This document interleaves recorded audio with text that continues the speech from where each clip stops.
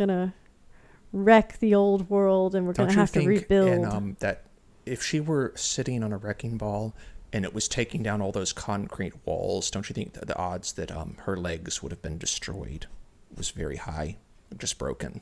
Like the legs would have been caught right between the wrecking ball and the wall, like over and over again. She would have been a bloody mess at the end of that if it were real. Just a heap of like gore. Did I say something wrong? Is that true or false? No, but it's Is that true or false? If that were real? No. It's a metaphor.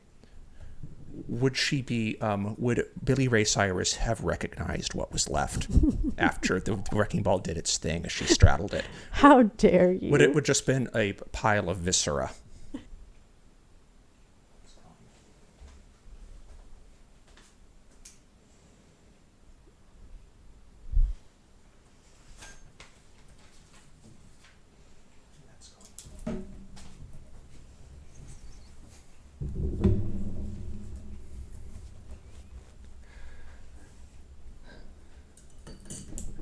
For those who've been along with us on this ride, this raucous, exciting river rapid ride, this is a seminal episode for us because it is, in fact, our 10th episode. I don't know whether you're aware of that or not.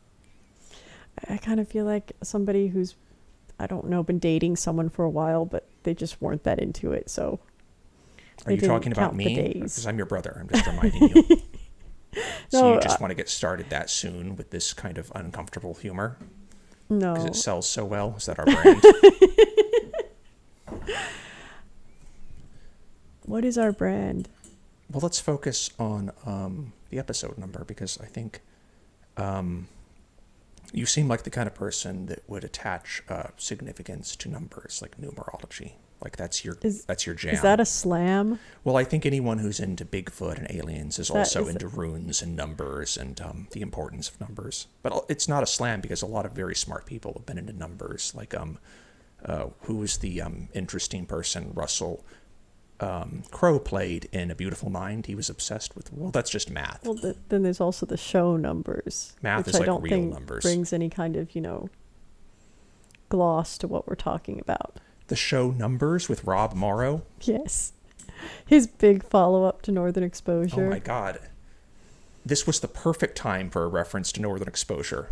And because you can see I have no watch, that means any time is the perfect time for a reference to Northern Exposure. So what happened since we've been pulled into this alley? I mean, someone grabbed us and pulled us in, and it was just happenstance. So what did they do once we got there?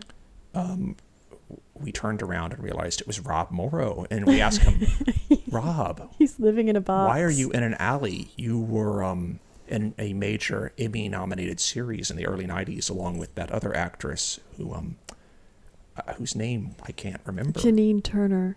Thanks. Who, once she grew her hair out, just sort of looked like a beauty queen, and people lost interest. Like, she lost her edge. I think a lot of people mistook her for another actress who was on Twin Peaks because they sort of had a beauty mark in the same place. It's like, I think a lot of people are confused. They had a similar look. Who was that? Laura Flynn Boyle? No, Lara? It wasn't. Is it Laura or Absolutely Lara? Absolutely not. It was the other actress on... Which one? I am the wrong person to make that drop into your stranded wilderness location. I can't make the drop of the correct pronunciation of Laura Flynn Boyle's first name. You did very well earlier with the choker reference. What was that? That was Molly Ringwald. No, the other one. Oh, I identified your look as being sort of an early 90s look that one could imagine someone like Laura Flynn Boyle or Winona Ryder in that time as having. Mm-hmm. And they probably still sometimes have that look because people tend to get attached to whenever they thought they looked the best. They just really savvy people will continue to finesse and update their wardrobe. But people, like David Bowie. People who aren't, well, he's a skeleton now, so maybe he's updating it in heaven. His wardrobe, he is dressed in the tomb. That sounds horrible. But he's dancing. That's Mark Bolan. I know. And that guy by this time is just dust. It's been decades, Mariah. Anyway, so we're in the alley with... That was creepy. We're in the alley with Or Rob was it Morrow. crepey? Oh, there's a spider on my chair. Just be professional, Mariah. Tell You're the spider living to be on professional. planet Earth, and on planet Earth there are insects and there are spiders, and they are all around us at all times, even when we don't know. I mean, if you're in imminent danger, if you think it's a black widow, definitely do something. But if it's not, just live with it. I don't think I had time. He was crawling down my arm, and then suddenly he was on the chair. So it could have been a black widow. In theory. Are black widows the one whose bites cause your skin to rot? Or is that a different species? I don't know if it's, what do you call that? When it's, when the venom attacks the bite area and doesn't go directly. I'm trying to remember. No, I'm trying to remember. I'm not going to remember right Necrosis? now. No, I'm thinking about the type of venomous bite. There are several types. I'm not a spiderologist. What was that called? That wasn't worth the laugh.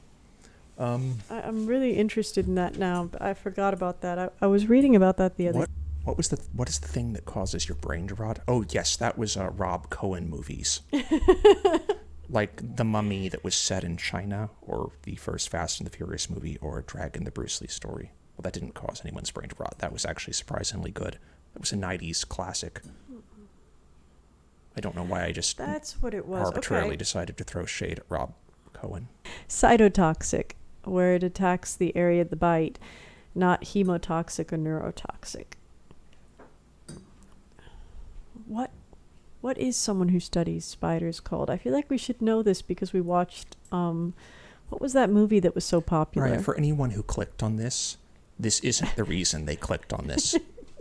I don't know what the reason is, but I know it wasn't that. What was that the name of that movie with the killer spiders in the small town? It's arachnophobia. Arachnophobia. Arachnids.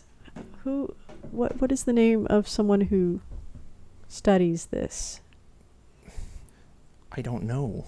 I think this is bad content. Okay, let's talk about Jeffree Star. No, let's talk about Rob Morrow. Okay, so... But is that good content? So since Rob Morrow and David Bowie are no longer around to answer these questions, you have to sort of do the legwork hypothetically in your mind and summon the answers from what you know about their careers. So if someone were to put to Rob Morrow, were he here, why didn't you do anything after Northern Exposure? Just forget about numbers. That wasn't anything. So what would in that alley, hypothetically, what would his answer be? Why didn't you do anything? This is a slow grope toward a little bit of nothing. But I think his answer would be, it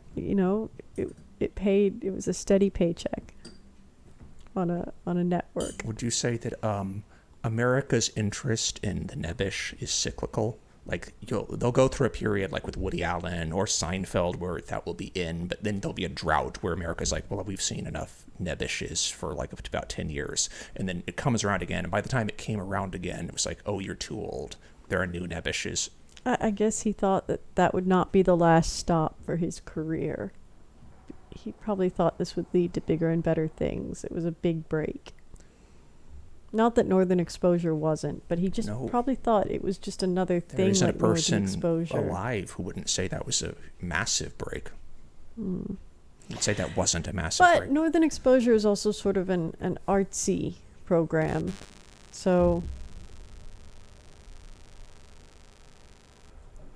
you'd say it's like a break, but a break in the sense that you're like one of the performers who gets associated with like David Lynch or John Waters. You're like a troupe of like performers who acts in weird movies.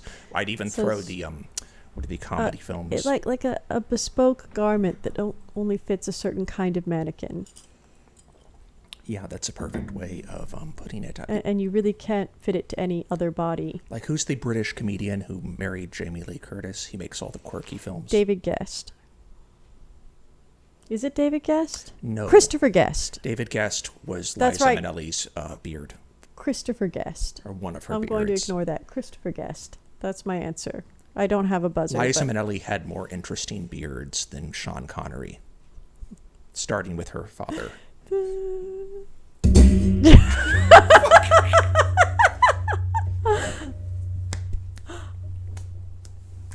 Yeah. Well, I hear John Travolta had his beard shaved recently. I heard his wife died. Okay, let's hold for edit. That was... I know. It's too soon to joke about that, but we both said the same thing. Yes, I know. That's why I thought it was funny, that comment. Just I'm pointing out what you're saying. So, who is Jeffree Star? He is what is known as a beauty influencer on YouTube, or a beauty guru. Is he good at his job? Have you learned anything from him as far as makeup applique? I don't know that I have. He does seem to be very good at makeup. But He's just not very good at other things. Does his average viewer watch him to learn how to apply makeup, or because he's a spectacle and a generator of drama?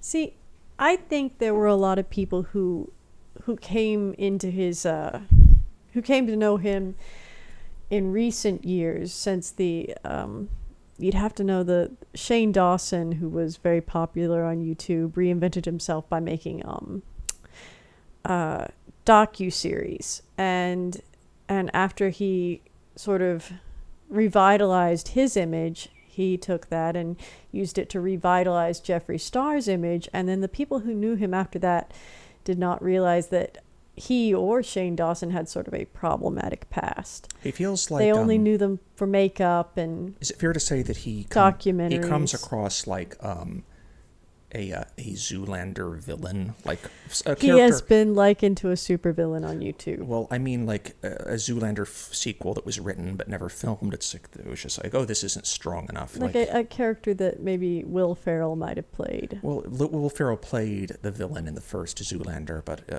would be more like a lower key kind of. But he feels like he belongs and would be comfortable in the world of Zoolander. Very camp, very over the top, and. You sent me a video where someone was talking about him, and it seems to be a popular view that he's not good at his job, that a lot of his looks are bad and don't work.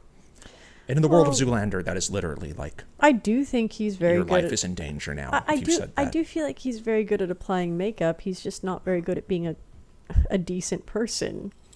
And the criticism was his looks aren't practical for, like, most people.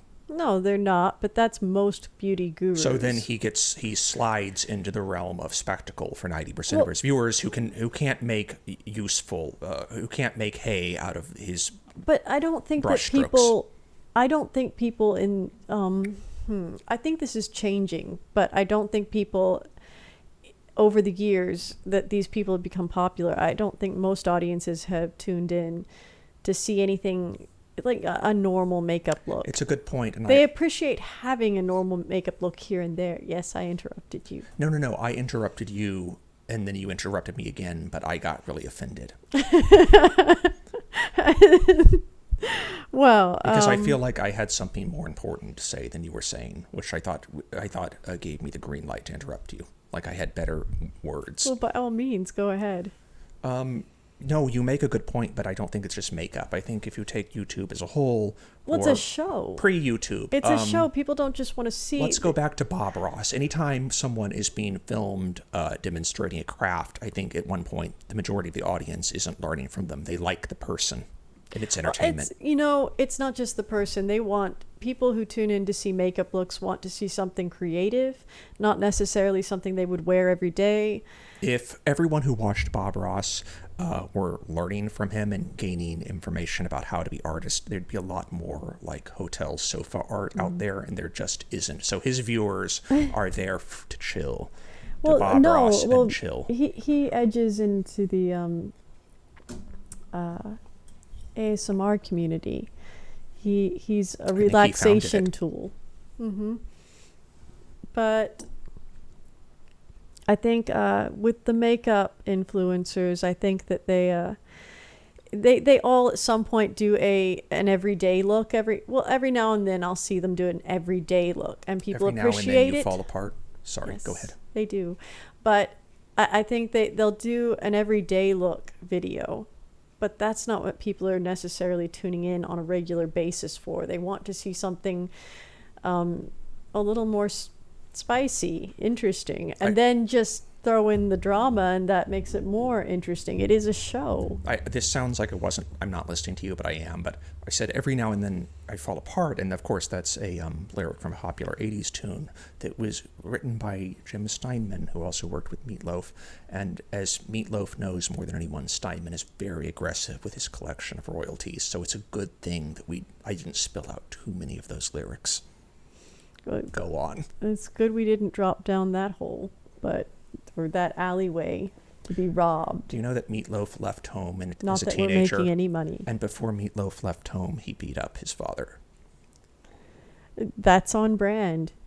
Except that I don't really see how he would do that. It's so on brand that it doesn't even have to be validated. He could have just made it up. Yes, it makes me question it because he doesn't look as though he seems very soft, both in spirit and his, he has sort of that gentle bear look. You know immediately that Jim Steinman was the top in their partnership, and I just mean that's a metaphor for like the one who called the shots. And if Loaf were here, he'd probably be furious that I'd said that. But anyway, the thing is, well, anyone jonesing for some enrichment right now would be tuning into this drama on YouTube. Why are people talking about Jeffree Star right now? Since It's- you've explained to me who he is, why is he suddenly topical, and why are people who'd never heard about him before now hearing about him? Well, this comes into the larger conversation about cancel culture. There's another influencer named Tati Westbrook, and last year there was a big drama where she called out a younger influencer named James Charles and said that he was a sexual predator and a backstabber and a load of other things, and he lost a lot of followers, and then he gained them back when he brought out evidence that none of that was true, and she kind of dropped back for a while. Now she's come out with a new video where she says that basically Shane Dawson and Jeffree Star were behind the scenes manipulating her to make the original video, and that they dropped her right after. And apparently there's going to be some sort of lawsuit. She and Jeffree Star are going to go at it in court. So back up. Also, there's some or just people keep going are forward. Yes. Some people are suspecting that Jeffree Star might be co-owner of the Morphe makeup brand, which he's been promoting. You should demonstrate care when you make any of these claims. Just say I'm not making say claims. like I'm allegedly. saying what people are talking about. I've just noticed that if you keep throwing in the word allegedly, it keeps you out of trouble legally. This is what people are saying.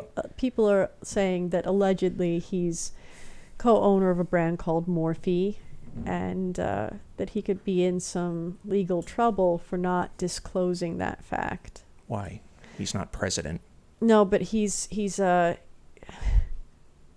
there's some of the things that he's talked about them online. It's a whole thing. No, but how can you be in legal trouble? You mean you can have you can be a YouTuber and have a YouTube channel and be in possession of as many businesses as you can hold? Well, you have to say if you are sponsored or affiliated with someone, if you're promoting something. So he's not in legal trouble. He's just violating the YouTube guidelines. Well, no, there could be legal trouble too. That's what I read.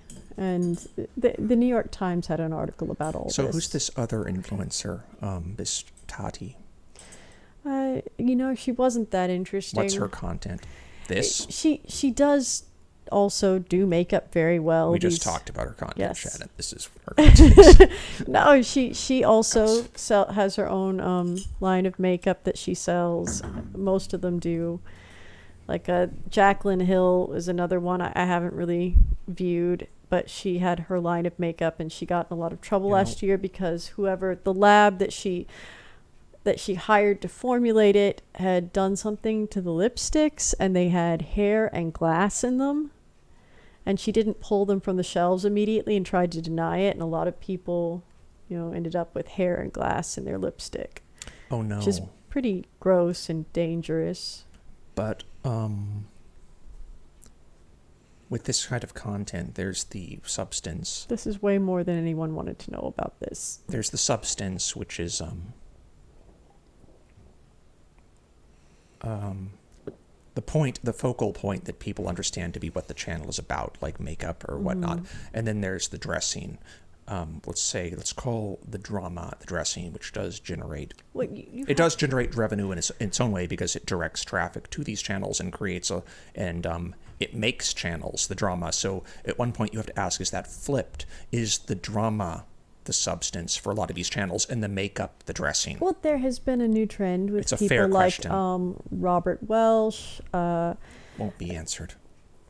Raw Beauty Christie, where they're more like they are doing more everyday looks, and they're talking about toned down makeup, and they point out that what you see on camera is not necessarily how the makeup is going to look in real life, because there's lighting and there's a lot of differences. But, and the beauty YouTubers will put on a lot more makeup than you would wear in real life, and you can't really tell that on camera. And the beauty YouTubers are the bigger channels than the practical makeup people. But I think the practical makeup people are starting to come out on top, because people are realizing that the other channels are sort of clownish and sort of thrive on the drama, and it is more of a show.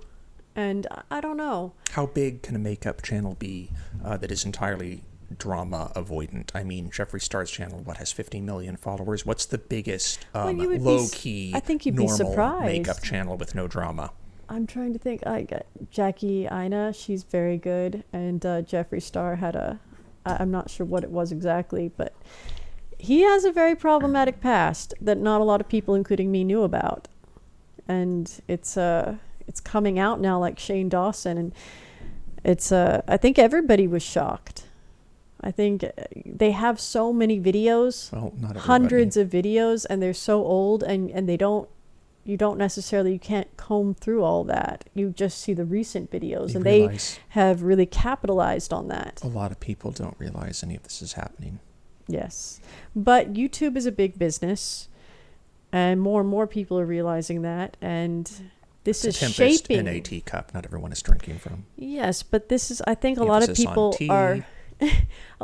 are getting their entertainment, their news from YouTube, and this is shaping how YouTube will go forward with what they do. I mean, they demonetized Shane Dawson. If that is a business for you and you become demonetized because of things you did in the past, that's something to think about. Well, that's the thing, isn't it?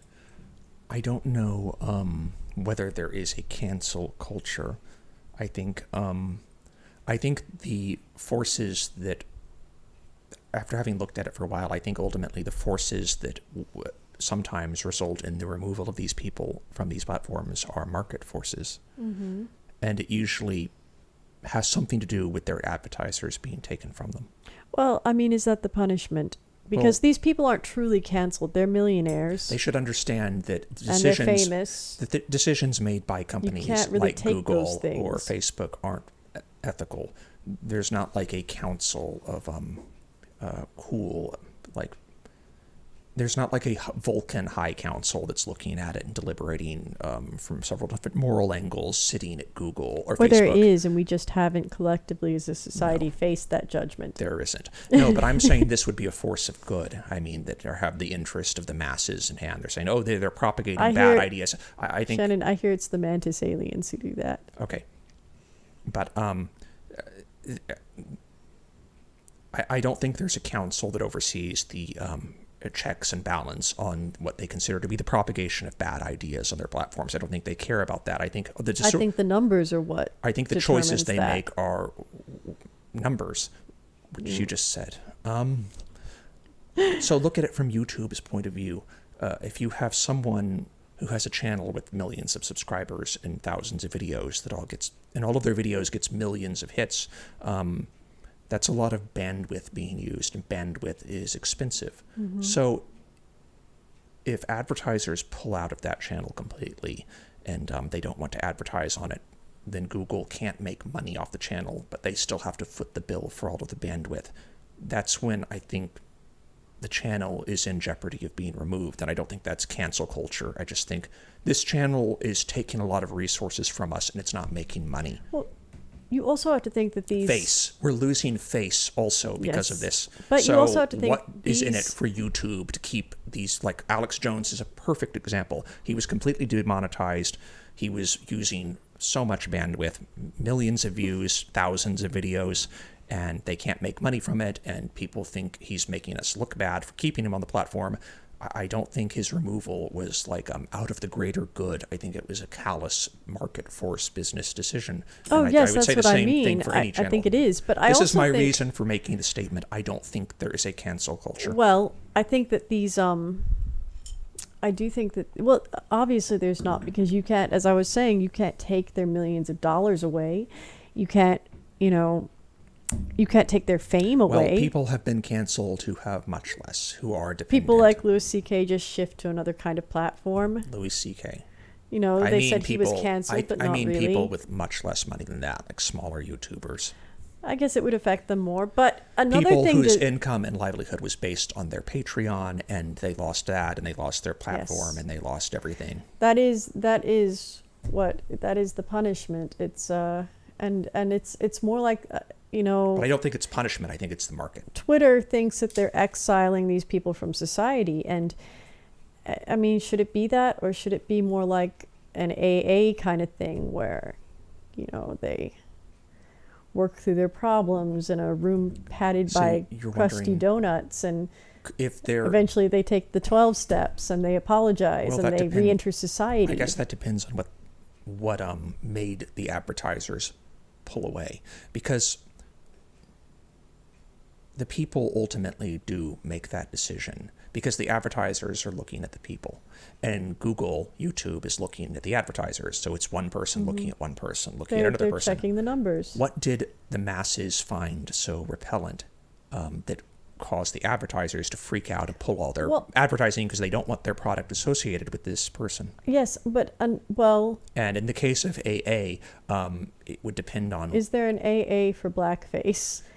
Well, that's it. And that's a conversation. Slurs. There's like a league table of offenses, and some of them are worse, and some of them are not so bad. Is there a racist anonymous? Can people recover from that, or is that just a core part of their being? Well, people have recovered from an ugliness that I mean, Michael Richards is like fabulously wealthy and famous right now, isn't he? Well, another. Oh wait, no, he isn't. Another thing to consider is that these channels that are very drama-filled and that people love to hate, they fuel a lot of other channels. Ted Danson, who I think you're a fan of. You like The Good Place? I like The Good Place a lot. He has practiced in the art of blackface. Yes. But I think his defense, well, not his defense, other people's defense is, Whoopi Goldberg put him up to it. It was basically her idea. Like, Whoopi thought that it would be a big political statement if he appeared at I think it was like an awards ceremony in blackface, and it backfired on him, and I think Goldberg felt bad about it. I don't know a lot about that incident, but I've heard that too. I don't know. I'm sure it damaged him considerably. It Dansoned him. But no, he was damaged, and then he Dansoned. But I think people felt like... I think they think of him as being like a sort of lefty snowflake that he got swept up in something that he thought would be a big... Isn't that even worse if you can be manipulated into something like that? You seem like a weak personality. Yes, but I think in his defense, I think that's what caused him to recover his career so quickly, because they thought, this poor guy, he was weak. Whoopi put him up to it. She was but between that and she was pulling the strings, making Danson dance. Between that and the abuse he claims to have been the target of by that child, Macaulay Culkin. I don't think that's a huge issue. I think yes, that was just all of that together, doesn't that make him seem like sort of a weak individual? I don't think that caused him more trouble than the orangutan caused Clint Eastwood on the set of Any Which Way But Loose. I think it was. I think the orangutan was probably better. Do you think Eastwood is haunted all the way up to his 90th birthday, which he's now recently celebrated, by his experience with the orangutan? I don't know. Do you think he wakes up in the middle of the night like, whoa. And that orangutan was Get away. He was. Do you think he does that to his wife in the middle of the night? Like, no, I'm not the chimp. That one ended his days at the sanctuary that I used to volunteer at. The orangutan from Any Which Way But Loose. How old was it? I don't remember, but I'd heard that. How on average long does the orangutan live? I'm not sure. Very, very. They all the great apes live to a ripe old age. But I was making a point before. Or they live to be a ripe old ashtray. That's terrible. No, Mariah. You see, they're immortalized, as a butt stopper. Okay. I'm cutting this out. Anyway, I think, have you seen the channels like Derek Van Shake and the Logan from Observe? It's another sort of, there's some very self-helpy body language channels, and they thrive.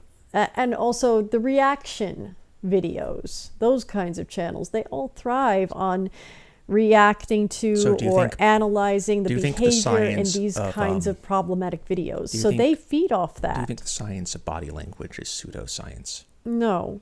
I think that there are things that it is a type of observations. But I think that's really unreliable data. Like, I'm going to guess. I don't think it would hold up in court. I'm going to guess how someone feels about something by their facial expressions whilst they're talking about that thing. I think that's there's something to it, but it's not evidence you could use in court. I could be talking about something that I feel very strongly, whichever way you like, for or against, but I could have had like a terrible burrito that same day that was causing me all kinds of distress, which was leading to very strained faces, which would have no relation to what I was talking to. There are patterns that we associate with the way that people behave, and there are patterns of language, things, common phrases that people of certain personality types use. No shit. And that can be observed and talked about. You mean like when John Denver said "far out" over and over again in the 70s? Well, that definitely said something about him. He was a very simple person who just wanted to be happy. Like the expression comes into his mind, and he's like, "Yeah, this'll do. I'll just keep saying this for 10 years." That does say a lot about him. I don't need other words. This says it all for me. I like John Denver, but that definitely paints him as a. That's his potato. Yes. How do you like this coffee? Potato. I'll cut this out too. Well, one of the things... They can't prove I'm thinking about anything else, because unless they're reading my face. Jeffree Star they have a lot... I just like potatoes. Who doesn't? But a lot of YouTubers have been making apology videos. Jenna Marbles, and Shane Dawson, and Jeffree Star, and Tati, and... one thing that I heard said about Jeffree Star's apology video several times on these body language mentalist channels was that he seemed to be flexing his wealth inappropriately in his video. Well, isn't that the point of these channels? It's like the lifestyles and the rich and famous. That's one of the major draws. People want to observe wealth and decadence. Well, but that would serve his the decadence of his channel, but not so much an apology video. The point of an apology isn't to focus on your wealth or what you have. It's to focus on what you're saying. Or it is, if that's a shrewd business calculation. Well, maybe. And he knows in the back of his mind that this will just create more drama. And no gossip is bad gossip. All gossip is good for these kind of people. Well, then you have to take it that way. It's not a sincere apology. It's a ploy for more views. Do you remember Roadhouse? Do you remember how Roadhouse ended? So close. There was it was like a man named Wesley, and he was like the big man in town. He owned a lot of property. And And he did what he wanted. When he drove down the road, in an outlandish way, like in a way that you don't believe could have been possible in any town anywhere in America. The audacity of driving down a two-way road and just weaving back and forth, because you're weaving in time to the music you're listening to without consideration of oncoming traffic. That's how much he felt he owned the town, and he knew he wouldn't be pulled over for this. They just say... So you're saying this is Jeffree Star. He No, feels he owns YouTube. I'm not saying Jeffree Star. I mean, there's a category, a class of people on YouTube. Let me keep going with Wesley. And then out of the blue, at the end of Roadhouse, Wesley is taken down violently. But it's not just the known people he knows are after him. It turns out it's the entire town. I mean, people who he previously thought he didn't have a beef with, like the old man with the walrus mustache steps out from behind the corner with a shotgun. He's like, oh my God, you too? The entire town hated him. Doesn't it seem like when these upheavals happen, other YouTubers will just suddenly come out of the woodwork turning on certain people, and it's like a Wesley moment. It's like, oh my God, you all hated me this whole time? But Jeffree Star knows everyone hates him. But don't you think this happens with all of them, like Onision and Shane Dawson? I don't know a lot about Onision. I've seen so many videos. You've just demonstrated to me that you up. know everything about him. I don't. I know that he had a lot of issues with you pull any of these younger guys people. in a deck of cards, you pulled the same card. I suppose so. With all due respect to whatever beautiful differences any of them have. You know what? It shares. Reductionist. It shares a lot with people have never been as aware as they are now of the way that we talk and the way that we compartmentalize people and put people in boxes, and we just, a lot of people think that's okay. There was a time in history where YouTubers felt that they could do whatever they wanted. People online felt they could do whatever they wanted. It's very anonymous. There weren't a lot of checks and balances, and that went hand in hand with a time. What? The microphone is tilted forward, and I'm worried that you're talking past it. It's like, look at the microphone. Like okay. Maybe tilt it forward a bit. There. Better. Well, I mean, there was so much inappropriate, puerile, basement humor that inappropriate. Humor that was they would call it now punching down, and where was this happening? Racial and everywhere. It was just something that was a little more acceptable. This edgy humor where you could make fun of any kind of stereotype. And it's not as acceptable now. Like Steve Carell said, The Office couldn't really be made now. People would take. Wait, are you talking about the internet, or are you talking about media? Well, the internet too. The internet. I feel like the internet becomes more regulated. So The Office is filled with punching down? Well, there are jokes about women. There are jokes about races, and it doesn't mean. Isn't the main joke about the main character who's like a stupid white guy? Yeah, well, that too. I mean, there's just it's playing a lot of things that are sort of jokes that are easier to grab for. But people who watched it back then, I think mostly its fans didn't think they were watching something unjust and ugly. They probably thought it was perfectly fine, and they understood that. They understood that the humor was ultimately not at the expense of any of these demographics. Yeah, but I don't think people understand that anymore, and I don't think they find it acceptable. It was a more nuanced, sophisticated kind of character study. I mean, it's hilarious that I'm saying this about an NBC show, but whatever you like.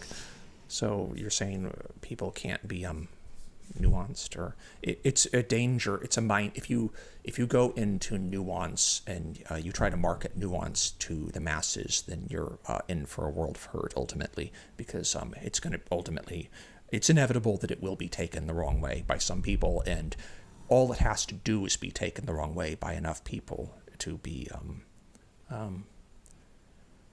well, I want to say canceled, but you will be placed in direct jeopardy of having your advertisements removed if enough people in the Twitterverse complain about something.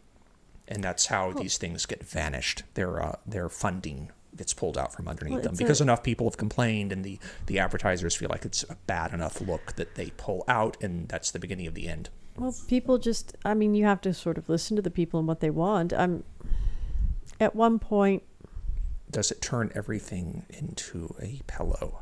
I don't think Something with no hard edges. I think that's what people are people who criticize that way of thinking are afraid of. But I don't think that. I think you can. Maybe we just need to work. You can harder. have relevant art that offends absolutely no one. No, but some people might say the point of art is offense and conflict, changing people's point of view. Yes, but you have different kinds of offenses. It doesn't have to be a racial stereotype or a handicap. I'm not even talking about that. I think you're a bit fixated on that. Well, the internet is fixated on that at the moment. I don't know. It's a type of humor that sits on the bones of a over-ripened cherry. Straddles. The bones of a cherry. It straddles the fragile stem. I think you need to be sent back to cherry school. Like Miley Cyrus on a metaphor. It's a wrecking ball, and it's gonna wreck the old world, and we're gonna have to rebuild. And that if she were sitting on a wrecking ball and it was taking down all those concrete walls, don't you think that the odds that her legs would have been destroyed was very high, just broken?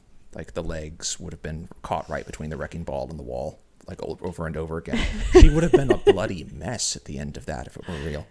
Just a heap of like gore.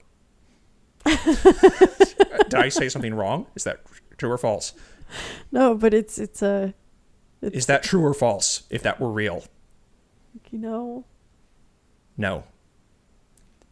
It's a metaphor. Would she be? Would Billy Ray Cyrus have recognized what was left after the wrecking ball did its thing as she straddled it? How dare you? Would it would just been a pile of viscera? Look, I found a tat. Yeah, that's her. I can't. Hold on. The tats are her barcode in the event that the wrecking ball. Okay. Let's. No, keep going.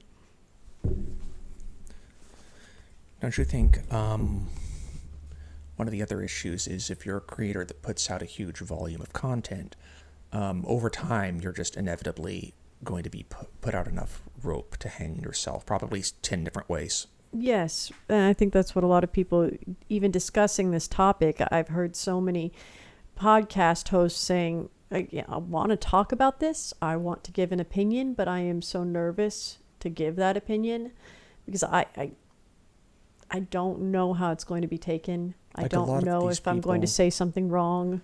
They sort of live in front of the camera. What if you had a relationship with people where they had a memory and record of everything you'd ever said to them that they could bring up at any moment? That would be devastating. That would be like a devastating arsenal you could use against anyone.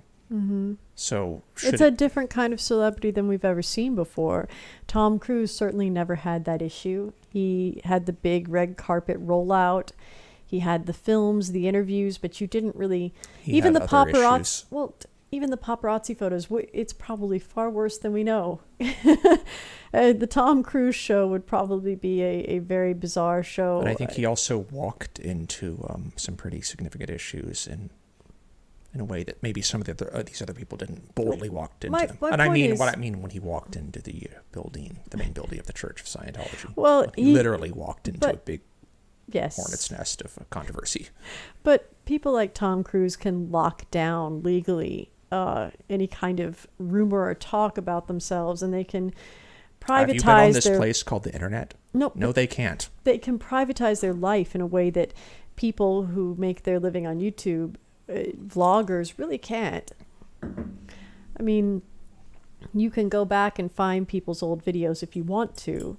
You can find their old posts. This is because it's a daily thing. It's a daily exposure of your real life that's on display. It's not necessarily a movie or a television show where you just see someone playing a character for a little while and then you get an interview about how they are at home. I've been playing The Legend of Zelda. I've been playing it on an emulator. Don't worry, I actually own the original cartridge, the gold cartridge from my childhood. Yeah, I just gave away my age, or thereabouts, roughly my age. But I never really got too far in the game when I was a child. I thought it was sort of... Again, how dare you? I thought it was a little tedious, but I'm doing, as a grown man, I'm doing a lot better at Zelda. It's a little kid's game than I was when I was a kid, and I'm kicking its ass. And you're proud of this. It's like an 8-bit video game. I'm talking about the original Zelda for the NES. But one of the major trial of the game is the collection. You complete quest, you gather information, you collect items. Well, evidence of what? The game's not that sophisticated. It's not Riven or Mist. You try to figure out where the hell you are. We'll talk about those games sometime else.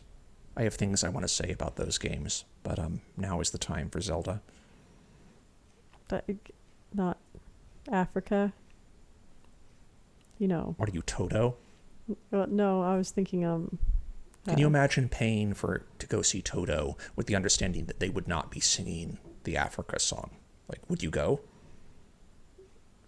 Yeah, I think I would, but because I just What's like to go anywhere right now. Roxana? Yes. So would you go see Toto with the understanding that they sang neither of those songs, Roxana or The Rains down in Africa? I was just referencing Shakira. That's a real question. Would you go see Toto? I said yes, but mostly because I'd want to go anywhere. I don't have strong opinions about Toto. The lead singer, I think Sargon of Akkad was the lead singer. That was completely lost on you. Anyway, in Zelda... No, it's not, but one of the major points of Zelda is to complete the Triforce. You collect little triangles and you make this bigger triangle. And where this was all headed and how it connects to the alleged cancel culture, I'll cut that out. That sounded like I was belittling it, but I'm not. I think it's totally dead serious. It's as serious as Mark Bolan's crash in the 70s. His family was probably devastated to hear about that. Did they hear about it, or is it just something that happened in their lives? No, they were in the trunk, so it killed them too.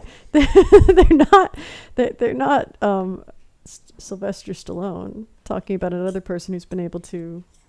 Another person I don't think would have survived cancel culture if they were a public figure on YouTube. This is a real cool callback to another joke from a previous podcast. Go ahead, but I've got something else to say about that. You could... It's like you look for these triangles in the world, and the triangles and other artifacts, you're building something. I feel like amongst the vast library of videos, or the library of content created by all these creators, if a Triforce is a key that will lead to their cancellation, I feel like in the library of content there are so very many Triforces. There are probably scores of keys that could be put together that could be a case that you would make for their removal. Oh, it's a minefield. And I'm everyone on YouTube is feeling it, and that's why it's going to be interesting going forward to see who survives that. All of their videos are like the world of Zelda. Well, this is the question. You understand what I'm saying? I can stop now, right? Yes. Okay. Now, this is the question. At the end of all this, whoever survives this Triforce... Hyrule is the name of the world of Zelda. Yes. Whoever survives this minefield of, cancel culture, whoever survives it, are they going to be a new and interesting kind of creator, or will they just be potato? And who are the Avengers if there's no one to fight, no supervillain? What happens when we take all of the supervillains off the platform? Does it become a less interesting platform, or does it? Maybe. You just made this fluttering with your eyes, like you just couldn't believe that I'd said that. Okay, but on a different note, Brie Larson has launched her YouTube career. She made a video saying, I think it was titled, I made a decision, so this was a big deal for her. Isn't that a little cringe when like with Will Smith, when the YouTube platform decides to launch like a established celebrity? Well, there's sort of an impressed professor quality to her her launch. So I'm talking about the overture Well, of a Hollywood celebrity launching themselves, as though that could compare to someone like you or I launching our channel. Well, yes, there was And a the lot of importance criticism to placed that. on it. There was a lot of criticism to that effect in Like the when comments. a couple but of years she ago- didn't turn off comments, so Like that was brave. A couple of years ago, when YouTube did their end of the year summary of like the important moments in YouTube, Yes, and they people were made very Will Smith the irritated. centerpiece. Like, yes, this established star who's been around for 30 years is the centerpiece of like online media, Well, and fans collectively were like, no, he wasn't. They just didn't. The people who made that did not understand themselves the entity of YouTube, what it is, the new media. It's not centered around these dinosaurs who can protect their entire lives and just pop up now and then. I watched one of YouTube video. I watched one of Will Smith's. YouTube is the Wild West. The I watched real one Wild of West Will Smith, without Kevin Will Kline. Smith's vlog videos on his channel. You know what I said? I never watched another one. You know what I said when I was closing the tab? Smell you later. Well, No, I don't know. didn't. Brie, That was lame as hell. So Brie let me get back Larson- to your Wild Wild West reference, which I love, because normal people don't make references to Kevin Kline, or if they do, they'll pick something like a fish called Wanda. would they really though? I mean, do people even remember that? Speaking Old of people Christopher like us. Guest, Sorry. how dare you? Damn it, Shannon. But I feel like I watched her first video. She I'm has saying two the up people in now. A Fish Called Wanda would be like James Charles' grandparents, like the people in the film. Oh God, stop. So what were you saying about Brie Larson is her name? Well, okay, maybe I'm not being fair to her, but a lot of people were in the comments a little. She had a lot of fans commenting about how wonderful she was, and you know they're expecting big things from her. But she had a lot of YouTubers saying, "Well, wait a second." Isn't this in line? Isn't her attitude basically in line with the way a lot of these people, like Beyonce or Kim Well, she had Kardashian, how also- they all act on their platforms? Like, do they act constantly humbled by the adulation they receive and the compliments, or do they act like, oh, this is just Tuesday, of course you're doing this? I don't know, but it was that Brie Larson didn't act as if she were a celebrity making a profile. She was saying, no, I'm just a normal YouTuber and this is my job now. I'm not a celebrity anymore. And that felt really weird because she was taking advantage of the fact that she was a celebrity. YouTube was promoting her channel. So was she literally taking advantage of it? Like, was she, remember? And she was able to, instead of just making a vlog about her opinions and feelings and just being a vlogger like she said she was going to be, she contacted a lot of famous family-friendly YouTubers sort of to establish herself. And that felt wrong because if you're going to say, I'm a YouTuber now, I'm not a celebrity anymore, I'm just like all of you, I'm joining the rabble, but then you have the power to contact anyone you want, pull in any celebrity, including celebrities on YouTube. Do you That remember, feels disingenuine. Do you remember Roger Ebert? Do you know who that is? No, Shannon, I don't know who Roger Ebert is. Don't you think a lot of people who follow Shane Dawson don't know who Roger Ebert is? So it's not entirely unreasonable that I would expect that there could possibly be one or two YouTube viewers who are not familiar with that name. I don't know. I think a lot of people are familiar with Roger Ebert. He was very active on Twitter. He was very Well, that's what I was going to talk future about. thinking. You were talking about someone taking advantage of their Twitter platform, and then I thought of a very literal example, which was in fact Roger Ebert. When he first got on Twitter, he linked to products on Amazon, and he did he signed up for the program where you can link to products, and if people click through and buy the product, you get a percentage. And he, at one point, was just shilling these links more or less constantly on his Twitter, and later he apologized for it. He was literally just trying to make money. Roger Ebert. Doesn't this sound... No one is immune. Doesn't this sound completely out of character for Roger Ebert? Yes, but maybe we didn't know him that well. Maybe we just thought we did. Maybe you're just like if you think you That's have, common with celebrities. You feel you know them because that's what they're trying maybe he to felt do. They're like trying time to was be a running part out. of your He had life. like this deadly diagnosis, and he was worried about his family, and he was just trying to make as much money as Oh, possible. that's sad. That's very, very sad. So he just hustled Amazon shop links. They weren't even to his books. Maybe they were all just his like, money went to his treatments. Right, That they would be weren't- very sad too. They weren't even to his books. They were like to like kitchenware. Is that sad? Maybe he just was a culinary aficionado. So what about when he like linked like leaf blowers?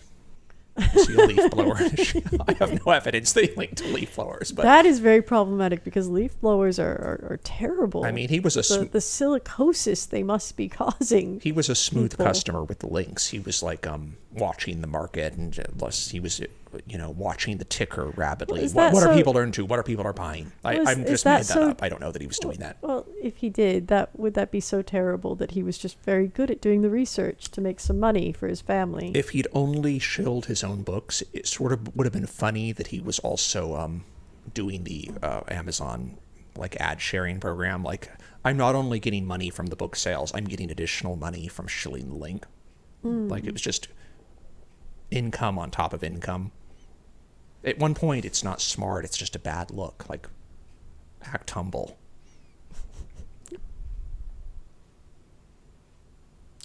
Has this made you want to watch more beauty gurus? Or do you think that it's just a toxic community?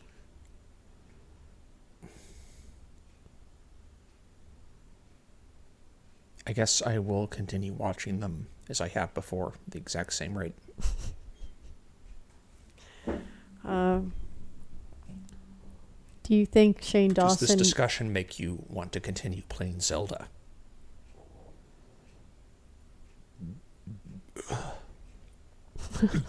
as much as I ever have? That's the same as my answer, as I expected it to be. But I mean, could that be good? All of this change, we're going to come out new and different. Just nobody can predict what that new I and don't different know. thing will be. Do you think Jeffree Star is going to weasel his way out of this? I don't know. I don't know enough about him. Do you think that maybe he is a sociopath? That I've heard it said that many YouTubers are sociopaths, that you have to have that kind of personality to thrive on this platform. Just not care about the comments and promote yourself in a narcissistic manner. That those are the kinds of people like Onision who can just put themselves out there.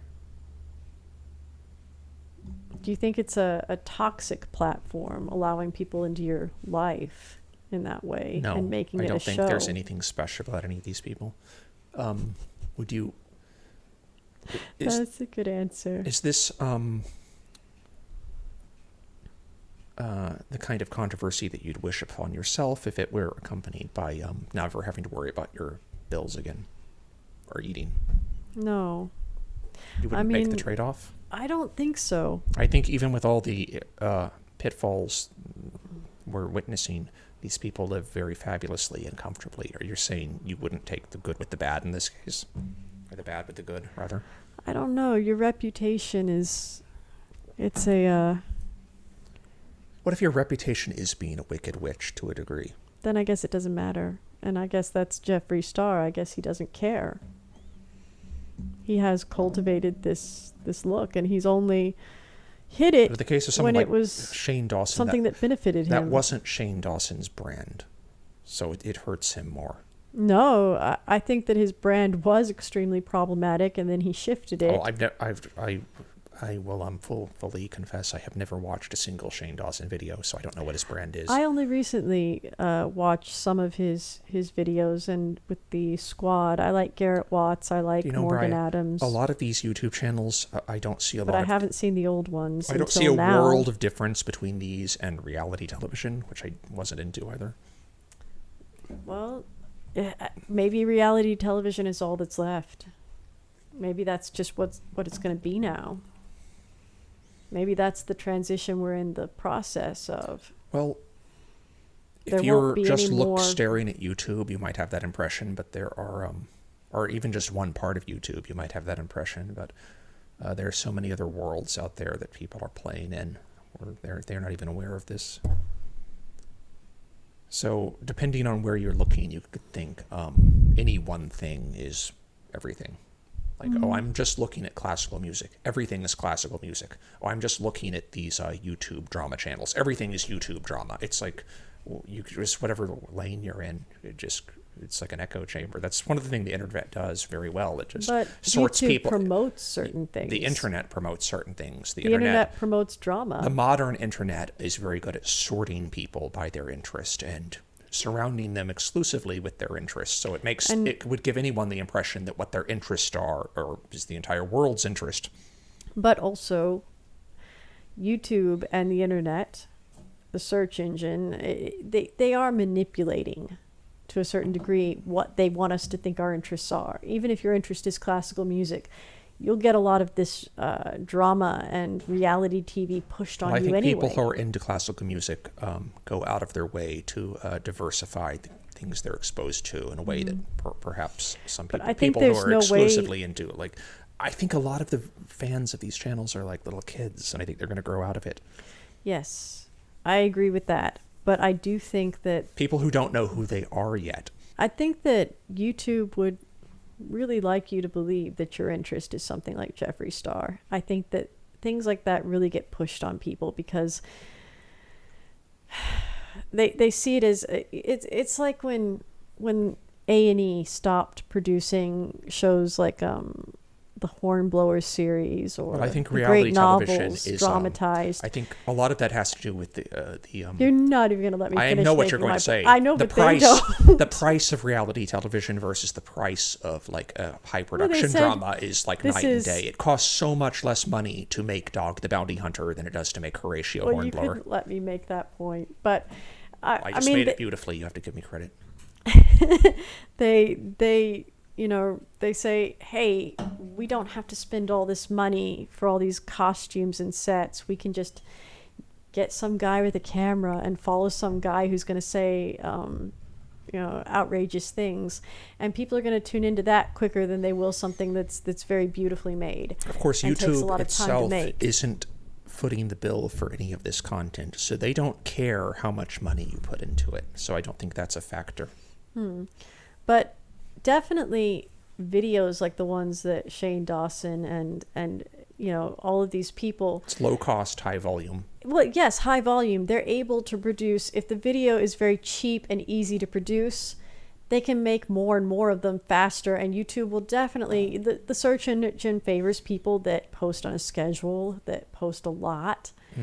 And if you're making something very cheaply, and something that gets a lot of views because it's saying outrageous things, there's a lot of clickbait involved, a lot of manipulation of the thumbnails, that's going to get promoted. And YouTube, that's when they start promoting it to people who might not even necessarily be into that. And it makes you think that that is the entire world, this drama, this craziness, that the whole world is just clickbait. I am scared of their fan base, though, because it's sort of like you're making a comment about the average age of the fan base for each of these people. So when they turn on someone, it's sort of like a children's crusade. You can't really argue with it. No. So if you're another creator and you have the fandom of one of these people, one of these individuals turned on you, it must be like staring into a horde of orcs chasing you down. They're not, they're children. They're not very thoughtful. I'm sure there are lots of thoughtful children, but they don't have a lot of life experience to inform them. And childlike adults also. And they don't have a lot of impulse control, and that combination of the lack of life experience and the lack of impulse control and the time at home to obsessively, they don't have jobs. They can this is their job, being internet and they don't pitchfork. care. Ultimately, they don't care that much about it. So they're not. No. They have the strength. And they're easy to work up. They have the strength of an army that's not really personally invested in something, but that has a lot of time and enjoys it. It's like a little cause, you know. And then I think even adults, they don't realize that a lot of the outrage can be created by children, and because it's the internet, you don't know who's saying this. When you listen to people like Joe Rogan, you hear him make that exact comment a lot. Like, oh, he'll tell someone you're arguing with someone and spending all this energy, and you don't realize you're arguing with like a 16-year-old. Yeah, and it's it who can doesn't be really maddening. care, who's just trying to work you up and isn't personally invested in it. And you have to step back and say, I do like. I think that parts of the internet should still remain anonymous, but it's different if you know who you're talking to, and maybe parts of the internet need to be like that. Like the dark web. No, parts of the internet, if you're going to debate someone, you should know who you're debating. There should be some sort of accountability for what you say. Not punishment, but certainly, I don't know. Like you said, it's ever changing. This is a very quickly developing thing, and it's at this point I feel we like don't this know is where like it a meal stops. we finished but then threw up and are eating again, like we're eating the vomit. Okay, so this was average attention span, episode 10. I'm Did done. we just become those dogs at the end of Ghostbusters, and they're in the marshmallow goo? There was like a break in the middle where we literally like went to vomit, like a vomitorium, and then just went to continue the feast. I'm done, sister.